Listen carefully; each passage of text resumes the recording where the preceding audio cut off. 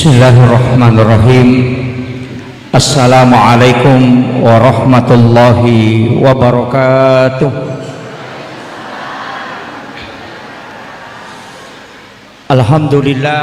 Alhamdulillahi rabbil alamin. Wassalatu wassalamu ala asyrafil anbiya'i wal mursalin sayyidina wa maulana wa habibina wa syafi'ina wa ala alihi wa ashabihi wa sahabatihi ajmain. Allahumma salli ala sayyidina Muhammadin tibbil qulubi wa dawaiha wa afiyatil abdani wa shifaiha wa nuril absari wa diyaiha wa ala alihi wa sahbihi wa sallim. Alhamdulillah wa syukrillah wa la hawla wa la quwata illa billahi wa huwal aliyyil azim. Hasbunallah wa ni'mal wakil, ni'mal maula wa ni'man nasir. Ada tema yang diangkat pada pagi hari ini, meloki makacuri ampe kedo malabina Nabi Muhammad sallallahu alaihi wasallam, sekaligus meloki teladani perjuangan dakwah Rasulullah. Saya kira perjuangan dakwah itu untuk anak-anak, untuk santri-santri kita dan para pembina, untuk akhlakul karimah, ini untuk semua jamaah. Karena kalau mak bicara akhlak itu bisa berubah, kalau adab itu tidak. Jadi aku makan akhlak itu lebih banyak ke jiwa dan itu bisa berubah. Wadi berubah akhlak natawe nasabak jabatan, wadi berubah akhlak natawe nasabak asogirem, wadi berubah akhlak natawe nasabak kedudukan. Tapi kalau adab itu tidak. Jadi itu bedanya. Makanya tema ini agak berat, tapi saya mencoba mensederhanakan. Maka dayaro alimalabina Nabi Muhammad sallallahu alaihi wasallam, memang dia tidak memaksakan orang untuk diikuti. Dia napaksakan Nabi untuk ya curi alena, tapi Nabi pakan jaki wi alena supaya dia patut dijadikan teladan. Jadi itu sebenarnya konsep untuk kita. Maka dapakan jaki wi alewe supaya pantas ki na curi tawe. Jadi anak-anakku, para santri yang ada, muliakan Al-Quran dan perbaiki akhlaknya.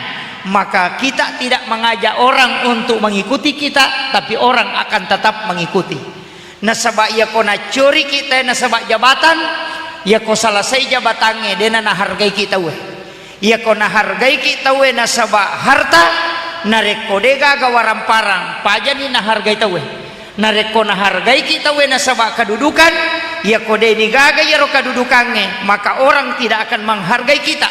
Ribuan pejabat, ribuan tokoh yang kemudian tidak diperhatikan sampai hari ini karena magai orang mengikutinya hanya karena jabatannya.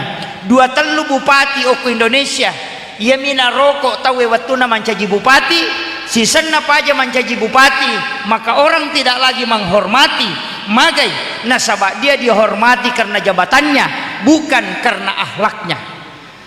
Yana tu ampai okilalana atau tongalinota, jabatan, kedudukan, harta jangan melekat. Nabi tak ditawarkan semua, ditawarkan jabatan dia tarimai, nah ditawarkan harta dia tidak terima supaya dia menghentikan dakwahnya. Tapi Nabi terus memperbaiki dirinya sehingga ia rotawe tidak ada harta yang ditinggalkan Nabi. Akan asal Nabi tak baju besi itu pun digadaikan kepada Yahudi.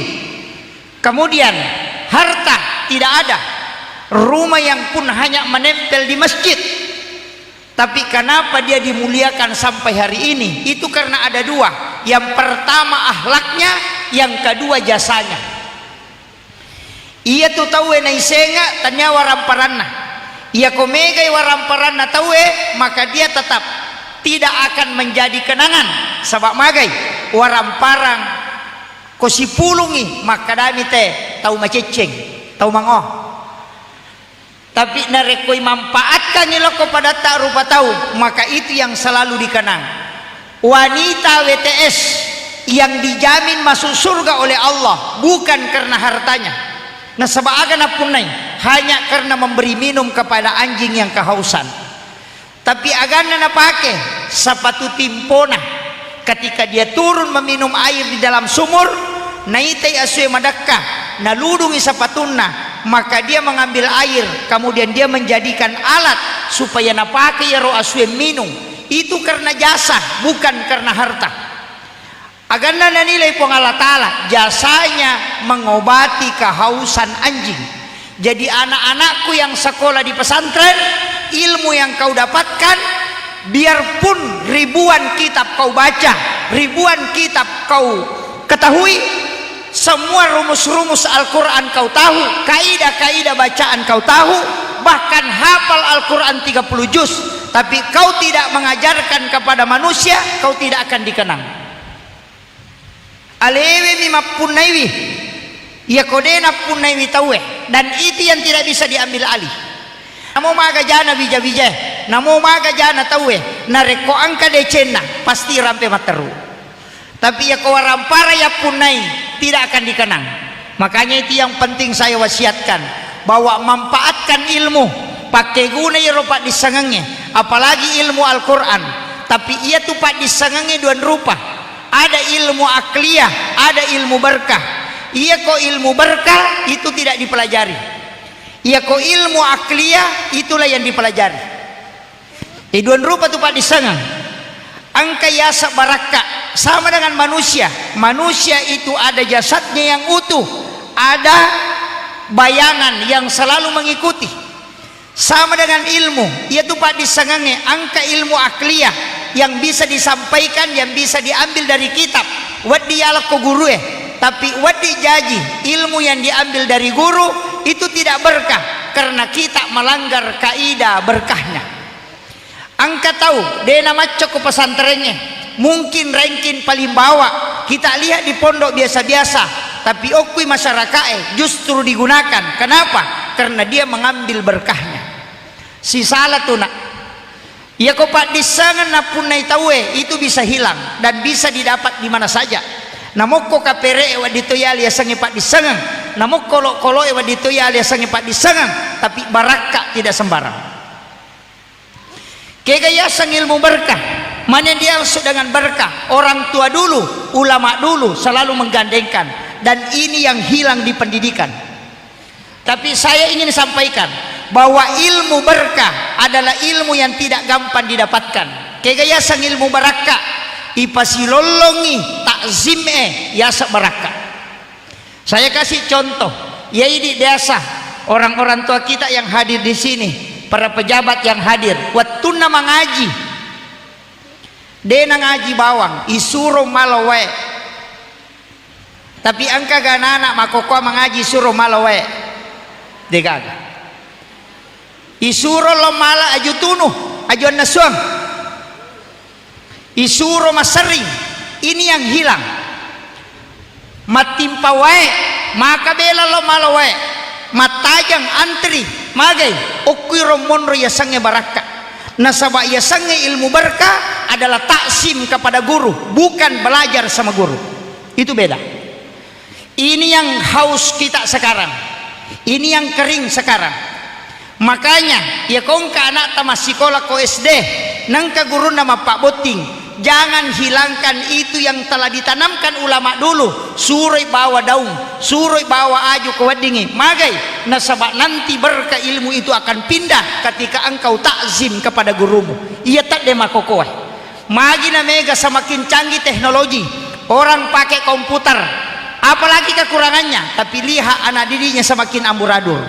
Magai nasabak tak denya sange pak disengak berakah. Ini yang penting saya luruskan karena ini pondok pesantren.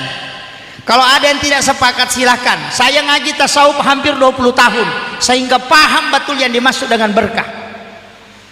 Anak-anakku yang belajar di pondok jika ingin mengambil berkah gurunya, ada beberapa langkah yang diajarkan dalam tasawuf. Yang pertama, kirimkan Fatihah gurumu atau engkau masukkan dia dalam doa ketika engkau sujud terakhir dalam sholatmu.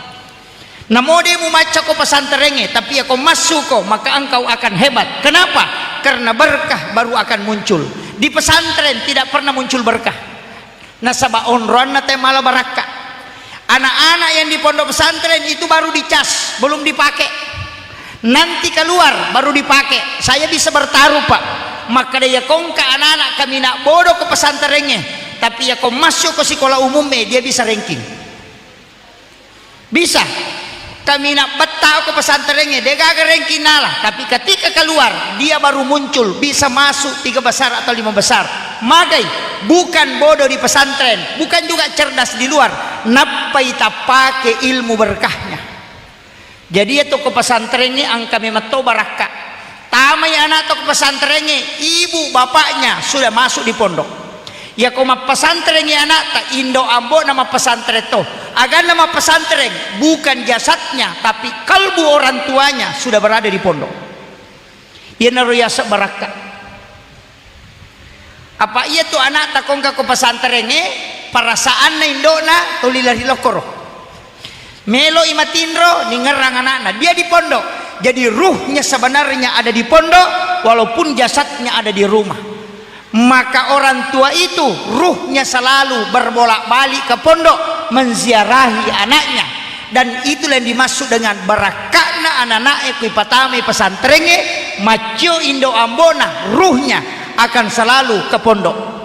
Ya nangka tau matona pas sekolah pesantren anak nanadena nawanawai anak kome matinro tau matalemu to nyawana itu. Iya, itu pasti.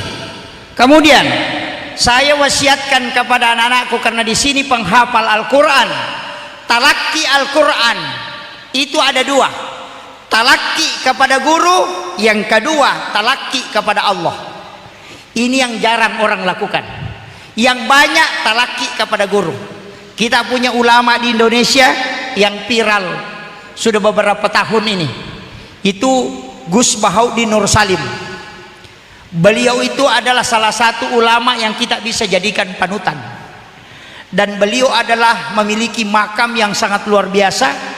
Karena saya pernah ketemu langsung dengan muridnya, dengan beberapa orang terdekat beliau, walaupun saya belum sempat ketemu dengan beliau, tapi apa kesaksian para ulama yang ada di sekelilingnya, terutama orang dekatnya, bahwa beliau itu diberikan khususiyah, dia bisa mengetahui kesalahan Al-Quran hanya meletakkan tangannya di atas kitab. Itu wali Allah. Gus Baha itu diberikan Al-Quran tulisan tangan. Dia tidak sempat membaca karena ada kesibukan dakwah. Dia hanya duduk kemudian meletakkan tangannya di atas Al-Quran tulisan tangan. Dia bisa tahu bahwa di dalam kitab ini ada 5 kesalahan tulisan, dan dia hanya membuka kemudian melingkari semua tulisan yang salah. Itu lebih cepat daripada komputer. Magai itu berkah. Makanya anak-anakku yang menghafal punya pembina di sini, talakilah kepada pembina. Selesai kau talaki ke pembinamu, maka talaki kepada Allah. Bagaimana caranya? As-sampaja sunnaki tapatamma ikorang rilalan na sampajang. Itu talaki kepada Allah. Iya naro napigau Abu Hanifah, iya to naro napigau Imam Malik, iya matoto napigau Ahmad bin Hambal. Ahmad bin Hambal menghatamkan Al-Quran 2 kali dalam sehari semalam, 1 kali di dalam sholat dan 1 kali di luar sholat. Kedua napatamma korangnya sesusiwan nih, sisa menapatamma lala sampajang, sisa napatamma isa liwas sampajang. Ketika engkau mentalaki Al-Quran kepada gurumu, maka daki di mastor hafalan. Ya kongka agak-agak stor berarti dia punai. Makanya mega anak tak deh hafalan nah. Apa aku mi guru na stor. Nanya kodila store berarti dia punai. Karena kita sudah sarahkan, makanya store kepada gurumu supaya dia tahu di mana kesalahanmu. Setelah itu ketika sudah dibenarkan, storelah kepada Allah. Setelah itu kau minta kepada Allah supaya dikuatkan ingatan dan tidak dilepaskan dari Al-Quran. Kalau ketika engkau wafat anakku dan tidak bisa menghafal Al-Quran sampai wafat, kau sudah store di hadapan Allah, dan itulah yang bisa menjadi syafaat kelak di yaumil akhir. Itu penting. Jangan sampai Al-Quran ini dilarikan ke dunia. Makanya saya sampaikan di sujud-sujud terakhir anak-anakku, jangan kau lupa mendoakan para guru-guru. Masukkan dia di dalam doamu. Itulah sehingga Ahmad bin Hanbal mengatakan, selama 30 tahun saya mendoakan Imam Syafi'i dalam sholatku. Bayangkan, selama 30 tahun dia mendoakan Imam Syafi'i dalam sholatnya, dan setiap mau tidur dia mendoakan gurunya. Ulama-ulama dulu itu diberikan keberkahan karena takzimnya kepada guru. Maka adab, akhlak kepada guru itu yang harus kita utamakan. Maka makanya ni akhlak tak, insya Allah ilmu akan mudah mengalir. Dan memang pondok pesantren, saya juga sebenarnya Pak, dulu di Nurul Azhar Talawi beberapa kali memberi saran kepada guru Teki Haji Fathudin Sukara supaya kelas itu dipasangi AC, asrama itu dipasangi AC, kemudian ditata sedemikian cantik, kemudian anak betah di dalam. Itu dulu yang saya selalu sampaikan kepada pimpinan pondok, harus pakai spring bed anak-anak supaya nyenyak tidurnya, pakai spring bed yang bagus, kemudian jaga asramanya dengan asrama jangan yang kumuh, kemudian sumurnya diperbaiki atau tempat buang hajatnya diperbaiki. Tapi apa kata guru tak? Maka de guru tak makanya sana, tapi mulu lengemotu matu agak alasannya. Karena saya selalu mengatakan pesantren itu terlihat kumuh, magi pesantren yang ada di Pakanjaki.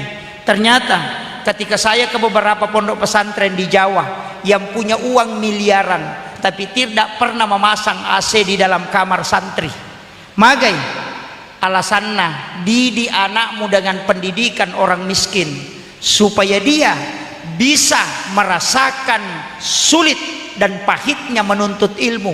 Kelak ketika dia keluar, sesulit apapun masalah dia hadapi, dia enjoy saja karena dia sudah menghadapi kehidupan yang susah. Dan dia tidak bisa terlalu takabur ketika dia berhasil, dan tidak akan jatuh ketika dia mengalami masalah yang susah. Mega pesantren Makokoe pasang AC, pasang spring bed, kemudian dia nasuatoni lailon ritoni pakaianna, sehingga Indomie bawa nisana nasu masui. Ayam potong yang kita bikin di pesantren. Pendidikan pesantren itu 24 jam. Biarkan anak-anak panas di situ, taruh kumuh, didik dia menjadi dengan pendidikan orang miskin supaya dia bisa bersyukur ketika dia kaya dan bisa menghargai ketika ada orang miskin, dan dia tidak jatuh ketika menghadapi masalah besar. Mega anak-anak Makoko tidak bisa berproses karena terlalu mewah di pesantren. Makanya makanya guru tak patamai anakmu ke pesantren yang masih original. Nah mega di pesantren Makoko pakai AC, kemudian dilondrikan yang nasuangan nih. Saya masih di pondok, ya mau paman nasuh, ya toma sesak. Dulu kita makan di pondok, jalan kaki ke sumur itu kurang lebih 500 meter, o kopi bunga minum. Bayangkan Pak, jadi tomandro ke Saramaya napa malala lobungnya 500 meter jauhnya karena kita malas ambil air. Latupio ko bujungnya napa timpa napa minum. Ternyata itu yang sunnah Nabi. Kita tidak tahu bahwa minum sesudah makan paling bagus setengah jam. Kalau mampu tidak mampu ambil 20 menit. Kalau tidak mampu ambil 10 menit. Kalau dalam hadis 40 langkah perjalanan baru kita bagusnya minum. Magai, ternyata orang yang tidak minum sesudah makan itu sunnah Nabi. Kalau dia mau makan, minum dulu. Puraki mandre ajak minum sekitar 15 menit, maka orang itu tidak kena kolesterol dan juga tidak kena asam urat dan juga tidak kena penyakit lambung. Dan itu sunnah Nabi. Cuma mereji-reji nih. Tapi dena tau pada batena Nabi temanre, iya Nabi tak kau manre mangunya makanan sampai 40 kunyahan baru dia telan. Yo poidi opor ke kiri opor ke kanan langsung masuk. Makanya lambung tersiksa. Saya perhatikan beberapa ulama termasuk Habib Lutfi yang sudah tembus 80 tahun, guru ta Profesor Dr. Farid Wajadi itu sudah tembus 80 tahun umurnya, dan itu amalan beliau setiap hari. Di kadangkala kalau memang mengikuti sunnah Nabi itu luar biasa. Cuma karena kita terbiasa makan langsung minum, itu sudah. Nah, kemudian tadi saya bahas ilmu berkah. Jadi tidak ada istilah guruku dulu. Aja lalu tak ada guruku biasa. Itu guru selamanya. Tidak pernah berhenti menjadi guru. Saya sampai hari ini kalau masih ketemu guru saya di SD dulu, itu saya masih mencium tangannya. Guru SD dulu. Guru TK aku masih hidup. Tapi angka kelebihan tuh guru itu awet muda. Itu ada hadisnya. Bahwa orang yang mengajarkan ilmu kepada anak-anak itu dijaga fisiknya oleh Allah. Makanya guru tak ko SMP ko tolo mitai, maka da samanna je guruku dia na berubah. Mako matiro sa di waktu ku masih sekolah, mako matiro modelena. Itu memang dijaga oleh Allah. Tapi ya na pensiun, lihat nanti langsung drop itu. Kecuali dia melanjutkan pembelajaran, dia akan tetap dijaga. Guru pangaji makoto tolide makom itu dia na berubah karena Allah jaga fisiknya. Ya tu barakana. Okolino lagi na ijaga, apalagi ke Sri Mondri. Karena menjaga fisik itu ada 3. Yang pertama puasa pada hari kelahiran, itu juga menjaga fisik. Ya kau nggak tahu mah puasanya esok jangan karena ilah sama kalian lihat tuh. Makanya Nabi itu puasa di hari kelahiran, yakni hari Senin. Kita Nabi tamagi tak puasanya sosining, maka Nabi nasabah hari Senin saya lahir. Jadi ya koso Salasa tajaji puasakan hari Salasa. Ya koso Rabai tajaji puasakan hari Rabu. Tapi tetap puasa Senin karena puasa kelahiran Nabi. Cuma ya komeki macori Nabi tak puasangi asojaji ngeta pada Nabi dia puasakan hari kelahirannya. Saya dapat wasiat salah satu ulama dari Jawa itu Kiai Hamid Pasuruan agar